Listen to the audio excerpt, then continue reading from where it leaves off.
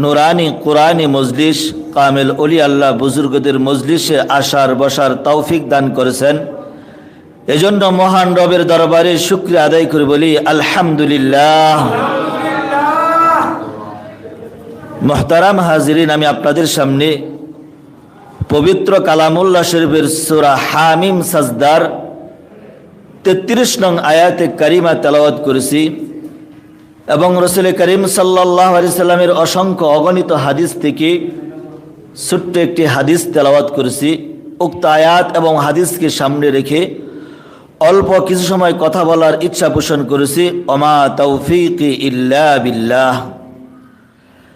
আল্লাহ পাক রব্বুল আলামিন এই আয়াতের মধ্যে দুনিয়ার মানুষদের দিকে লক্ষ্য করে বলতেছেন, ওমান আহসানু কওলাম মিম্মান দাআ ইলাল্লাহ, যে তার চেয়ে উত্তম কথা আর কি হতে পারে যে আল্লাহ তাআলার দিকে ডাকে আহ্বান করে, ওয়া আমিলা সালিহা, এবং নেক আমল করে সৎকর্ম করে, ওয়াকালা ইন্নানি মিনাল মুসলিমিন, এবং সে বলে ইন্নানি, নিশ্চয় আমি, মিনাল মুসলিমিন, আত্মসমর্পণকারীদের অন্তর্ভুক্ত আমি মুসলিম। এই আয়াতের মধ্যে আল্লাহ রব্বুল আলামিন দুনিয়ার মধ্যে যে সমস্ত মানুষ আল্লাহ তাআলার দিকে মানুষকে আহ্বান করে ডাকে, যে পৃথিবীর মধ্যে যত কথা থাকতে পারে, পৃথিবীর মধ্যে যত কথা হইতে পারে, সমস্ত কথা, সমস্ত কালামের মধ্যে আল্লাহ তাআলার কাছে সবচেয়ে দামি, সবচেয়ে উত্তম কথা হলো ওই কথা যেই বান্দা তার বান্দাদেরকে আল্লাহ তাআলার দিকে আহ্বান করে। আমি নামাজ পড়তেছি, আমি যখন নামাজে যাওয়ার সময় কাউকে নামাজের আহ্বান করব, আল্লাহ তাআলার দিকে ডাকবো, এই যে কথাগুলো আমরা বলবো, এই কথা আল্লাহ তাআলার কাছে সবচেয়ে উত্তম কথা, দামি কথা। এই জন্যে আমাদের আগামী 16, 17, 18 জানুয়ারি রোজ শুক্র, শনি, রবিবার বাৎসরিক মাহফিল। এই বাৎসরিক মাহফিল, এই মাহফিলকে কেন্দ্র করে আমরা মানুষকে যে প্রচার কার্য করতেছি, পোস্টারের মাধ্যমে, মুখের মাধ্যমে, হ্যান্ডবিলের মাধ্যমে, এই যে কাজটা আমরা করতেছি, মানুষকে যে আল্লাহ তাআলার দিকে ডাকতেছি, এই ডাকাটা আল্লাহ তাআলার কাছে সবচেয়ে উত্তম ডাক। আল্লাহ তাআলা বলেন, ওমান আহসানু, যে কওলাম মিম্মান দাআ ইলাল্লাহ, তার চেয়ে উত্তম কথা, তার চেয়ে উত্তম কথা আর কি হতে পারে? মান দাআ ইলাল্লাহ, যারা আল্লাহ তাআলার দিকে আহ্বান করে, আল্লাহ তাআলার দিকে ডাকে। আমরা যে বাৎসরিক মাহফিলের প্রচার করতেছি, এই যে প্রচার, এই কথাগুলি কাকে, কার কথা বলেন? ওই মাহফিলে আল্লাহ পাকের বাণী, কোরআন হাদিসের বাণী প্রচার করা হবে, ওই বাণীর দিকে আমরা মানুষকে কি করতেছি? আহ্বান করতেছি। তাহলে আমরা যে সমস্ত পীর ভাইরা এই কাজটা করতেছি, যে অনেকেই কষ্ট করে পুস্টিল বিলি করি, হেমবিল বিলি করি, যেই কাজগুলি যে যেভাবে যার দায়িত্বে কাজগুলি আসতেছে, এই কাজগুলি যে আমরা করতেছি, এটা অত্যন্ত দামি কাজ। এই জন্য আল্লাহ রাসূল সাল্লাল্লাহু আলাইহি সাল্লাম হাদিসের মধ্যে ইরশাদ করেন, একজন মানুষ ভালো নেক আমল করতে পারে নাই, কিন্তু কাউকে যদি নেক আমল করার জন্য আহ্বান করে দেখিয়ে দেয়, তাকে যদি বলে দেয় যে এই যে একটা নেক, এটা একটা ভালো কাজ, এই কাজের কোনো সন্ধান যদি কেউ কাউকে দেয়, আল্লাহ রাসূল বলেন, ওই বান্দা কাজটা করার দ্বারা যে সওয়াব পাবে, তুমি যে তাকে ভালো কাজের দিকে সন্ধান দিলা, এই সন্ধান দেওয়ার কারণে তুমি সেই সমপরিমাণ সওয়াব আল্লাহ রাব্বুল আলামিন তোমার আমল নামায় দান করবেন। সুবহানাল্লাহ।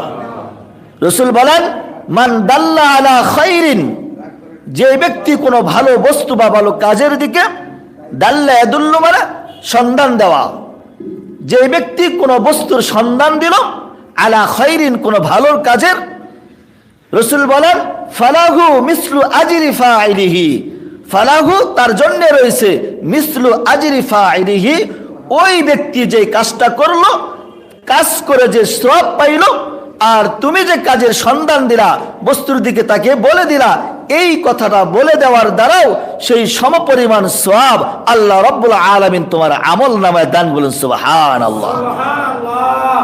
তাহলে আমি আপনি পোস্টারের মাধ্যমে, হ্যান্ডবিলের মাধ্যমে ভালো একটা কাজের দিকে দাওয়াত দিতেছি, আহ্বান করতেছি। আমার ডাকে যারা যাবে, আমি যদিও যাইতে না পারি, কিন্তু আমি বলার দ্বারা যারা যাবে, তাহলে আল্লাহ তাআলা তার আমল নামায় যে সওয়াব দিবে, আমিও সেই সওয়াবটা বসে বসে পাবো। বলেন সুবহানাল্লাহ। আর আমি যদি স্বয়ং ওখানে উপস্থিত হই, তাহলে তো নূরুন আলা নূর। এই জন্য ভালো কাজের দিকে মানুষকে আহ্বান করা, ভালো কথার মাধ্যমে আল্লাহর দিকে আহ্বান করা। এই জন্য আল্লাহ তাআলা বলেন ওমান আহসানু কাওলাম মিম্মান দাআ ইলাল্লাহ, তার চেয়ে উত্তম কথা আর কি হতে পারে? মান দাআ ইলাল্লাহ, যে ব্যক্তি আল্লাহ তাআলার দিকে আহ্বান করে, আল্লাহর দিকে ডাকে, ওয়া আমিলা সালিহা, এবং নিজে সৎ নেক আমল করে, সৎকর্ম করে, ওয়াকালা ইন্নানি মিনাল মুসলিমিন, এবং বলে আমি মুসলমানদের অন্তর্ভুক্ত। আল্লাহ রাব্বুল আলামিন আমাদেরকে, দুনিয়ার মানুষদেরকে আল্লাহ তাআলার দিকে ডাকার তৌফিক দান করে। সকলে বলেন আমিন। এই জন্যে রাসূল আকরাম সাল্লাল্লাহু আলাইহি সাল্লাম হাদিসের মধ্যে ইরশাদ করলেন যে ভালো বস্তুর দিকে সন্ধান দেওয়া, ভালো কাজের দিকে মানুষকে সন্ধান দিলে ওই কাজটা যারা করবে, ওই কাজের সওয়াবটা আল্লাহ রাব্বুল আলামিন আমাদের আমল নামায় দান করবেন। এই জন্য জামানার মুজাদ্দিদ সুয়ুতি আযান গাছি রাহমাতুল্লাহ আলাইহি আমাদেরকে যে দিক নির্দেশনাগুলো দিয়েছেন, এই দিক নির্দেশনাগুলো আমাদের ব্যক্তি জীবনে, আমাদের পারিবারিক জীবনে, সামাজিক জীবনে এটা ফিট করা, বাস্তবায়ন করা, এটার জন্য যারা চেষ্টা করবে, মুজাহাদা করবে, কাজকর্ম করবে, আল্লাহ রাব্বুল আলামিন তাদেরকে জাযায়ে খায়ের দান করবেন। এই জন্য সামনে মাহফিল আসতেছে, আমরা কলকাতা যাইতে পারতেছি না।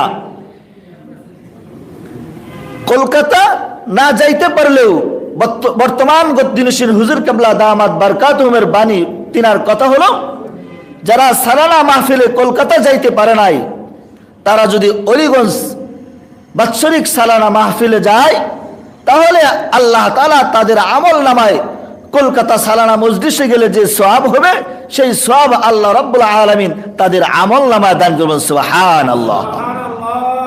এই জন্য এই কাজটা যেহেতু আমাদের সামনে আর অল্প কয়টা দিন আছে, যে যেভাবে পারি, পরিচিত অপরিচিত পোস্টারের মাধ্যমে, হ্যান্ডবিলের মাধ্যমে, ফেসবুকের মাধ্যমে, যে কোনো ভাবে তাদের কাছে দ্বীনের দাওয়াতটা পৌঁছে দেওয়া, মানুষের কাছে। সুয়ুতি আযান গাছি রাহমাতুল্লাহ আলাইহি আমাদেরকে যে কামেল মুর্শিদ আমাদেরকে যে কাজ দিয়েছেন, দায়িত্ব দিয়েছেন, এই কাজের আঞ্জাম দেওয়া, যতটুক পারি আমার সাধ্যে যতটুক কোলাই আমি মানুষের কাছে পৌঁছে দেব। আল্লাহ পাক রব্বুল আলামিন তাকে কবুল করার দায়িত্ব তো আল্লাহর হাতে, আমার হাতে নাই। কিন্তু আমার যে কাজ, বান্দার পক্ষ থেকে যতটুকু কাজ আছে অতটুকু কাজ করা। এজন্যে হাক্কানি আঞ্জুমান, সামনে বাৎসরিক মাহফিল আসতেছে, অলিগঞ্জ হাক্কানি মসজিদ, এই মাহফিলটা সামনে কেন্দ্র করে আমরা দিল থেকে মহাব্বতের সাথে, দরদ নিয়ে, ভালোবাসার সাথে কাজটা আঞ্জাম দিব। যখন কোনো একটা কাজ মহাব্বতের সাথে করা হয়, ভালোবাসার সাথে করা হয়, তখন ওই কাজটা আর যেই কাজের মধ্যে মহাব্বত থাকে না, ওই কাজটা সমান না। যেরকম ভাবে একজন মানুষ ইবাদত বন্দিগির ক্ষেত্রে, আল্লাহ পাকের ইবাদত বন্দিগির ক্ষেত্রে যার যত দিল মহাব্বত ভালোবাসা যত থাকবে, তার সওয়াবের পরিমাণটা তত বেশি হবে। হাদিসের মধ্যে আসছে, একজন মানুষ একই নামাজ পড়লো, আরেকজন মানুষ নামাজ পড়ছে, কিন্তু দুইজনের নামাজের সব কিন্তু সমান হবে না। কাউকে আল্লাহ রাব্বুল আলামিন 80% সওয়াব দিবেন, কাউকে 50% দিবেন, কাউকে 90% দিবেন, কাউকে 100% দিবেন। কারণ কি? যে আমল তো একই, সেও নামাজ পড়লো, আমিও নামাজ পড়লাম, তাহলে সওয়াবের মধ্যে পার্থক্য কেন? পার্থক্য হলো যে দুইজন আমল ঠিক আছে, কিন্তু আমলটা ইখলাস, মুহাব্বত, ভালোবাসা কারো বেশি ছিল, কারো কম ছিল। এজন্যে কোনো কাজ যদি মুহাব্বতের সাথে হয়, ওই কাজটাও আল্লাহ তাআলার কাছে পছন্দনীয় হয়। যেরকম যদি আপনি আত্মীয় বাড়িতে, শ্বশুর বাড়িতে যান, আত্মীয় বাড়িতে বেড়াইতে যাওয়ার পরে রাত্রেবেলা গেছেন, আপনার শাশুড়ি মাছ ভর্তা করছে শাক শুটকি দিয়া, অল্প কয়টা ভাত সামনে দিয়া বলতেছে, বাজান তুমি এই সময় আসছো, কিছু করতে পারি নাই, কষ্ট করে এই ভাত কয়টা শাক শুটকি দিয়ে খায় নাও। এই যে খাবারটা যে খাবে, এই খাবারটার মধ্যে তার দিলের মধ্যে শান্তি আসবে, প্রশান্তি আসবে। কিন্তু তার বিপরীতে মাছ, মাংস, পোলাও, গরু গোশত, রোজ সব কিছু টেবিলের উপরে বাইরা সব চলে গেছে, খাও, জম্মের খাওয়া খাও, জীবনে খাও নাই, জম্মের খাবার তুমি খাও, পাশে কেউ নাই। ওই খাবারটা ওই মেহমানের কাছে বিশ্বের মতো লাগবে, কিন্তু শাক শুটকি ভর্তা যে খাবারটা, ওইটা তার কাছে মধুর মতো লাগবে। কেন? ওই শাক শুটকি ভর্তার মধ্যে আন্তরিকতা আছে, মহাব্বত আছে, ভালোবাসা আছে। আর ওই খাবারের মধ্যে ওরকম আন্তরিকতা নাই, মহাব্বত নাই, ভালোবাসা নাই। এই জন্য দ্বীনের কাজগুলি যে যত বেশি দিল থেকে করতে পারবে, মহাব্বতের সাথে করতে পারবে, আন্তরিকতার সাথে করতে পারবে, তার কাজের সওয়াব আল্লাহ তাআলার কাছে অত বেশি হবে। এই জন্য আল্লাহ পাক রব্বুল আলামিন আমাদের সকলকে অলিগঞ্জ সারানা মাহফিলকে কেন্দ্র করে আল্লাহ তাআলার দিকে আহ্বান করার তৌফিক দান করুন।